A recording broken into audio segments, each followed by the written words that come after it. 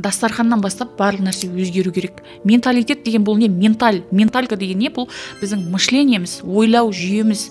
Дастарханға біз нені қоямыз? Біз өзіміздің травмамызды қоямыз, өзіміздің ұятымызды қоямыз. Дастарханы да сол адамның несін көрсетеді, мышлениесін көрсетеді. Сол үйдің, сол әулеттің толтырып, бауырсақ, бір ұннан жасалатын бауырсақ, самса, анау мынау бәрін қойып тастайды да. Нені көрсете алмай жатсың сен? Неңді көрсете алмай жатсың? Ақшаң бар дегенді көрсете алмай жатсың ба? Или қалай біз тоқпыз деген нәрсені, или мен сауатсызбын деген көрсете алмай жатсың ба? Оны қазір сауатсыздық деп қабылдауға болады. Қонаққа сен өзіңе не қалайсың, соны қойсай, конкретно өзің ет жейсің ба, етті қой, қаз жейсің ба, қазыны қой.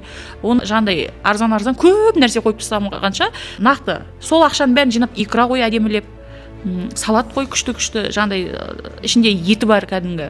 Отбасымызбен дұрыс тамаққа көшейік, холодильникті тазалайық, дастарханды тазалайық деген нәрседен бастау керек та негізі. Одан кейін барып бұл бат ішейін ба, ішпейін ба деген сұрақты сосын қойсаң болады.